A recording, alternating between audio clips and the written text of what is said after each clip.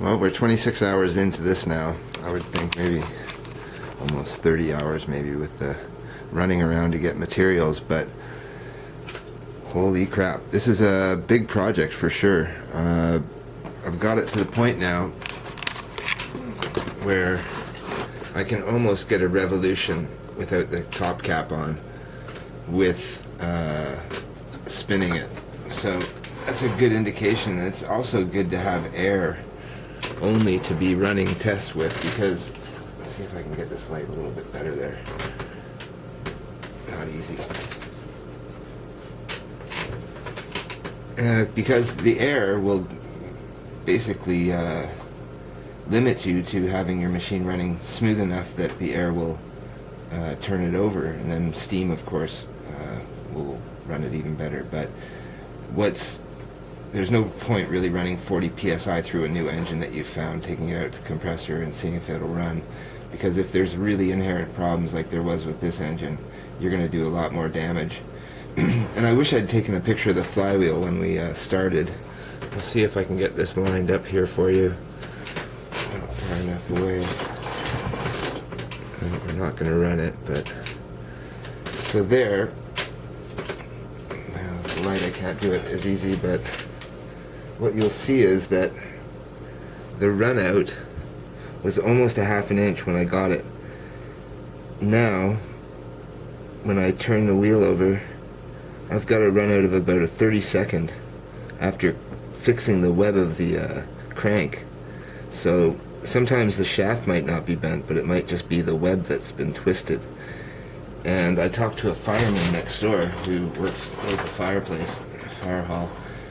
And before I sanded this all, because I'm going to be trimming down the top here, I'm going to be milling it today to be more square to the barrel. So he just didn't have any milling machine, I don't think. So he used files and saws and stuff like that and just couldn't do it properly or accurately. So I'm just going back to clean up. Hopefully he's left enough metal for me. But back to the fireman. The fireman said that all of this browning around the seams is indicative of a fire, because the gaskets inside the engine would burn if it was heated to a certain point, and then all of the seals would burn and vent off this black soot. So he said that it was probably in a fire at some point, and that might have been what desoldered the crank web, because it might have been soft soldered with silver solder. I don't mean plumbing solder, I mean soft solder. But I fixed his tubes. I put a brace on here. I rerouted them so that they didn't interfere with any of the mechanism. I added another centimeter to the oil reserve at the top here, which I'll show you.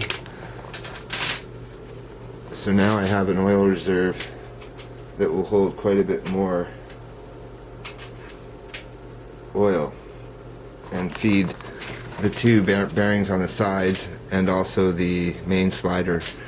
There's a run that goes up through here, which was quite ingenious, and that's why I thought it was a running engine. I think it was tried to be put together at some point, but the crank web being so out just discouraged the person from even trying to get it running, or prevented it from running in general. So let's try this out before I burp crazily. Okay, we're going through a cycle. I can almost get it around.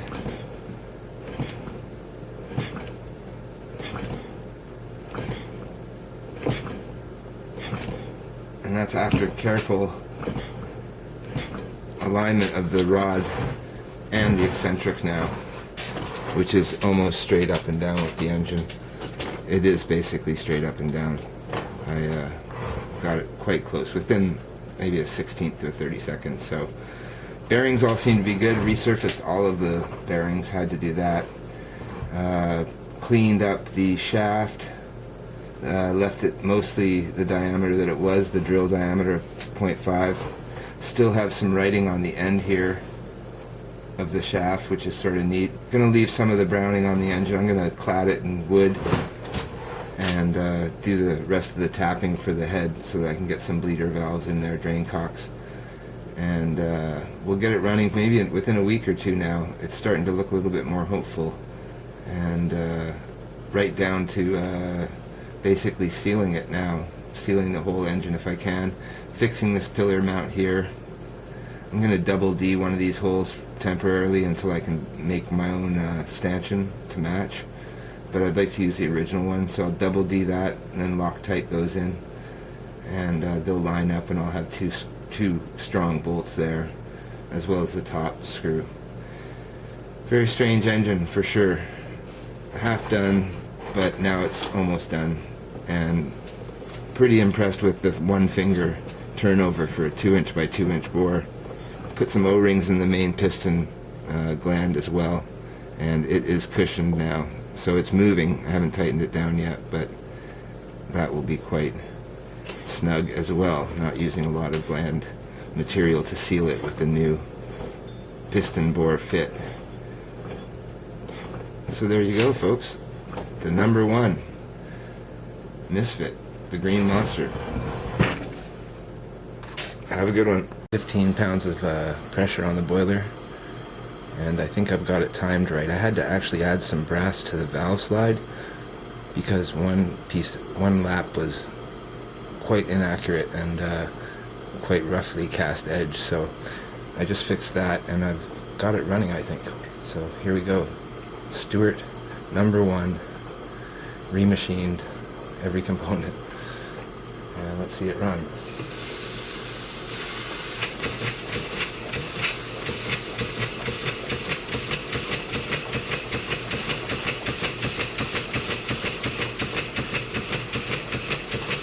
It's 16 pounds of pressure right now. Maybe you can see that if I turn the camera a bit. It's running. It's running very true as well. I'm going to give it some oil here. My new extended oil holder. There we go. A bit messy on that one. Now it's getting its oil.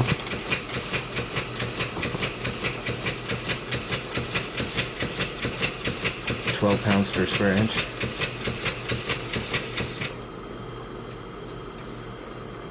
I'll put some more oil in the container here. This is sewing machine oil, so it's really not the best, but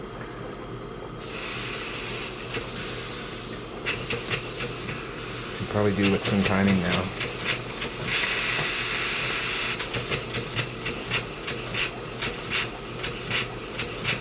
£12 per square inch.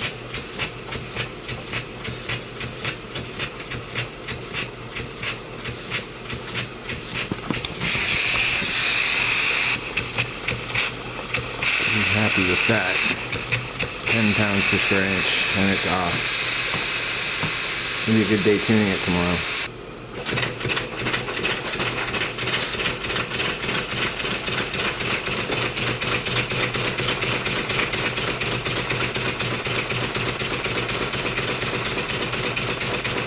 It's never been run in. It's never been run on steam.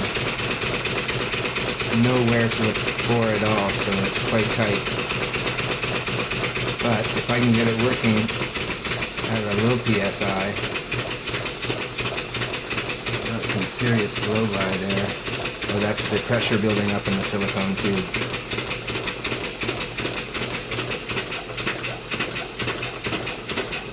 Wow. Got a bit of a knock somewhere, but I haven't really tightened up the main bearings yet.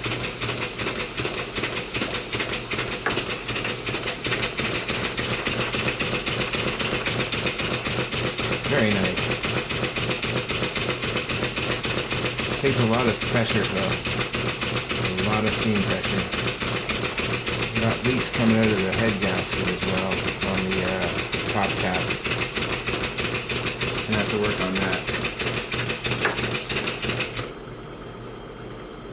I only filled up the boiler a little bit, so I can't run it for long, but once I figure out where this clack is coming from, I had to also file down the top nut because it was coming